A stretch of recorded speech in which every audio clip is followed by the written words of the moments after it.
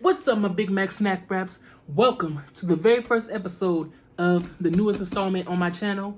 This is called The Tea, The Shade, The Gag.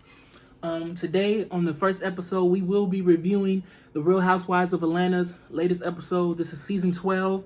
We're on episode 11, and that's what we finna review. I hope you guys enjoy this segment. We're not doing any eating today. We're just doing this segment. I hope you guys enjoy it. Let me know in the comments how you liked it, and if I should continue to do this. So here we go. Episode 11. Okay, we pick up where we left off on the last episode, which is Dennis, which is Portia's boyfriend, ex-fiance, baby's daddy, all of that. He surprises her on the trip that they're at in Toronto. You know, every year they do their yearly trip, and they're in Toronto on this one. I guess you could say Tanya's the host for this vacation trip. But anyway, we open up with him down on two knees, not one, not two. I mean, not one, but two knees. Yes, because this is his second time proposing to her. I guess he saw it fit to get down on two of them things. So he proposes to her for the second time, and she accepts. And basically, you know, she's saying, you know, he's serious about getting his family back and doing all that. So she accepts that.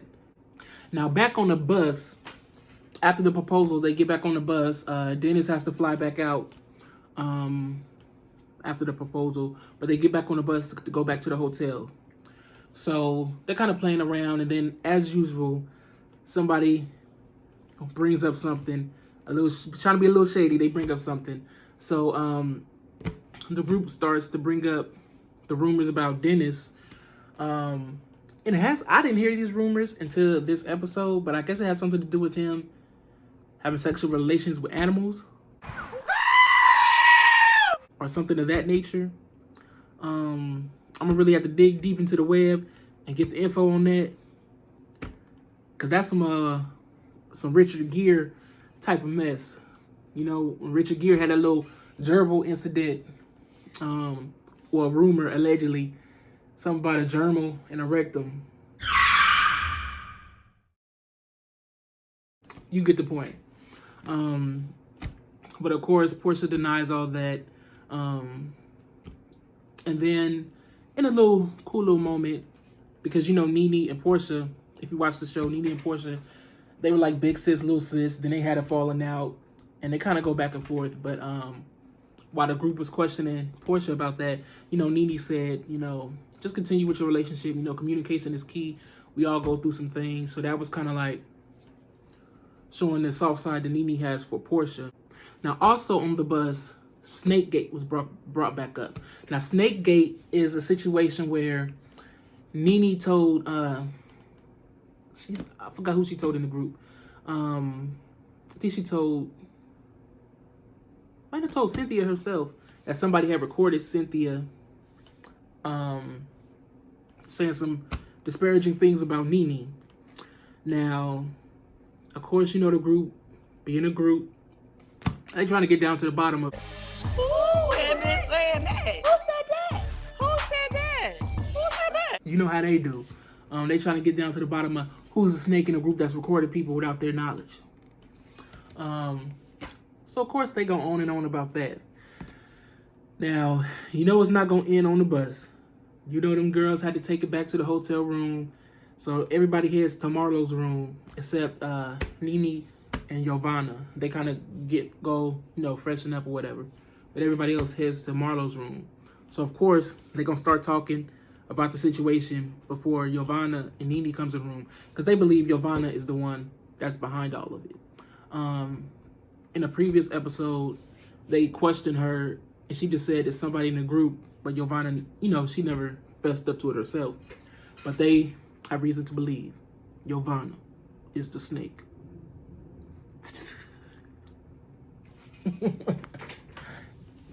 Yes, Giovanna is the snake. That's what they believe.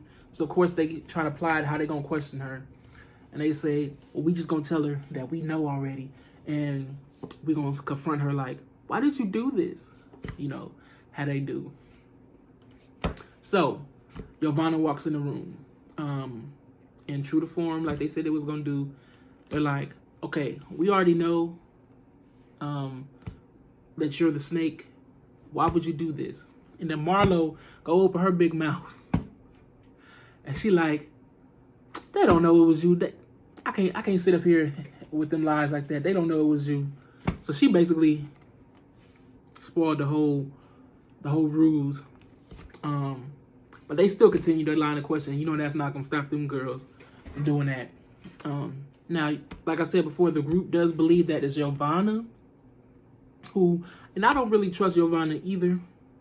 Something about her seems a little shaky. She doesn't quite fit in with the group to me. There's something off kilter about her a little bit. I can't put my hand on it, but yeah, there's something off about Giovanna. Then, of course, the production is being shady. They start showing footage of Giovanna and Cynthia together, and then they highlight her purse and her cell phone, like she was actually had the tools and stuff to be sneaky and record. Who doesn't have what female doesn't have their purse and their cell phone with them?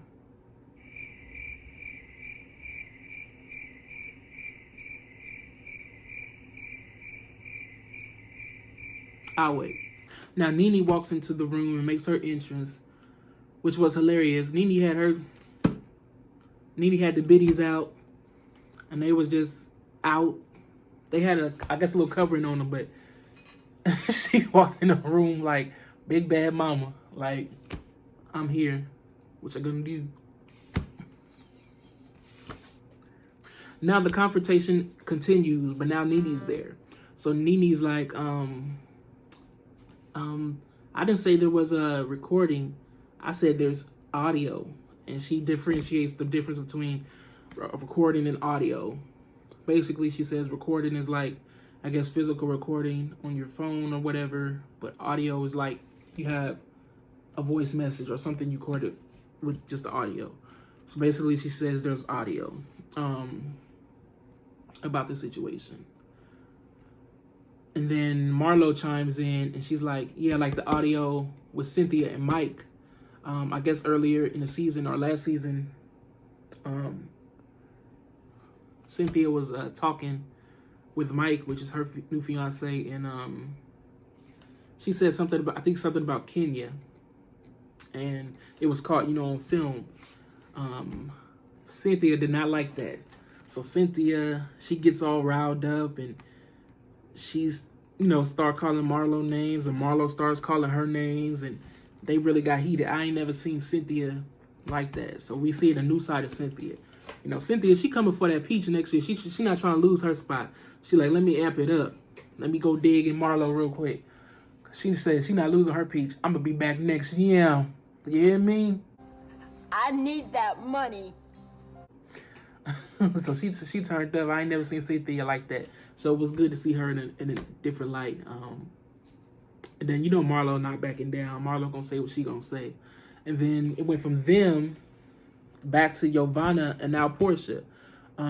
Portia's like, I know you the snake. And then Giovanna's like, yo, man's the snake. That's who the snake is. But not to that situation, but she's basically saying, he's a snake. You worried about me, but you sleeping with a snake or whatever. Why she say that? So Portia gets up and starts confronting her and Giovanna. Then they get up, and then Nene gets up. Kenya gets up, and then Kenya's like, well, don't say nothing now, Nene. You had time to talk when you had the floor. And then Nene's like, well, F you, B. And then Kenya's like, no, F you, and it's finger pointing. And they about to get it cracking. But of course, security comes and separates them, parts them like the Red Sea. There's never gonna be a fight. Never gonna be a fight between the main ladies, at least. And then Cynthia walks out the room. I guess she just had enough. And then you hear Marlo, who they just got into it. Marlo's like, Cynthia, you bald-head scallywag.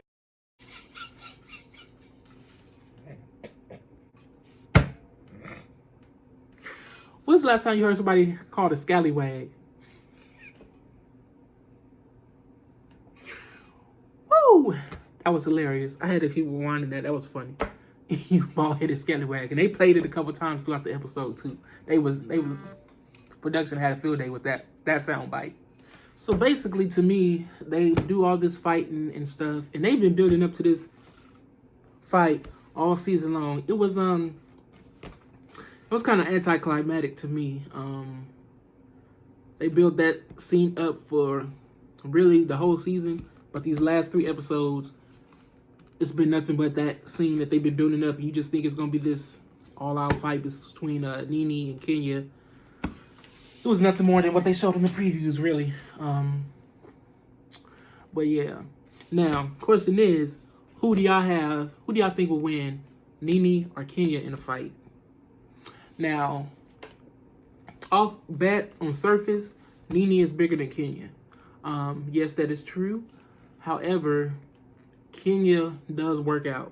I don't know Nene's workout regimen, but you know Kenya works out for sure. So I believe Kenya might be faster than Nene. But I think Nene, I hate to say this, but you know girls, first thing they do is go for hair. I think Kenya doesn't wear wigs. She might have a real hair or she might have a weave. I think Nene wears wigs, so her wig would be snatched off, but she would actually be pulling Kenya's hair, or at least her sew-in. So that takes care of that. But blow for blow, I'm gonna have to go with the underdog on this one. That might be Kenya.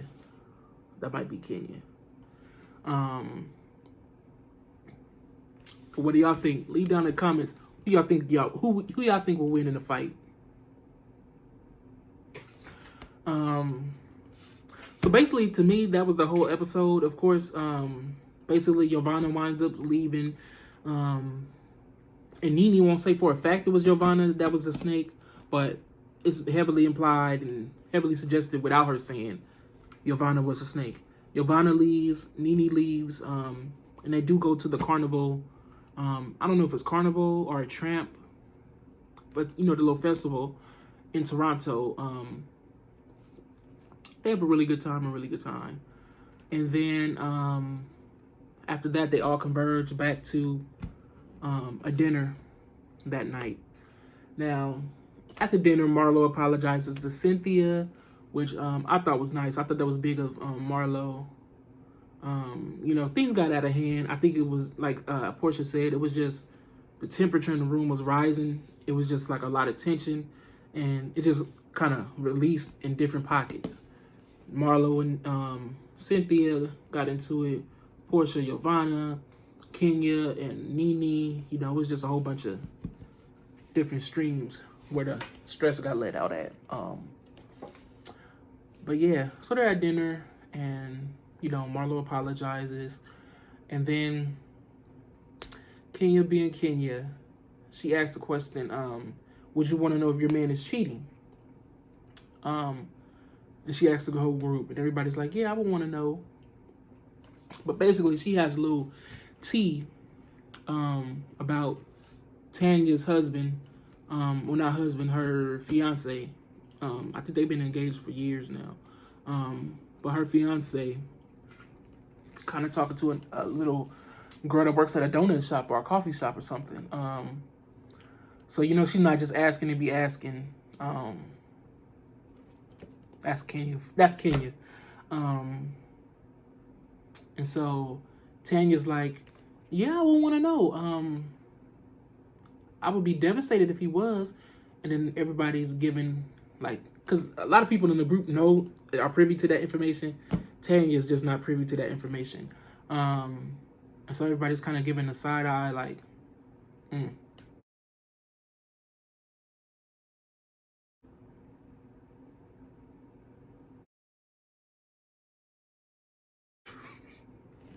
And Tanya's just talking. She's oblivious to the side eyes that's going on and the line of questioning that's going on.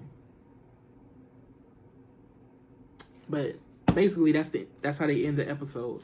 So yeah, this episode, they built it up. It was kind of anticlimactic, but we did get a little some pieces of some things that going forward might spring into something, because they showed on the next episode, you know, Portia Dennis is re-engaged, so now he has to go deal with Portia's mama and her sister, sit down with them, and they gonna kind of like talk to him like, yo, yeah.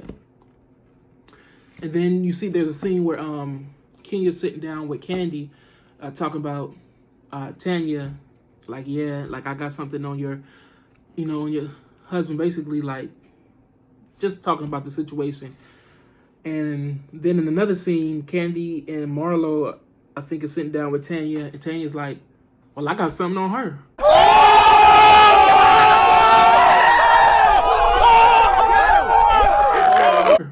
So we just want to see next episode. This episode was cool. It didn't really give me a lot to work with, I don't think, because that fight was anticlimactic for me.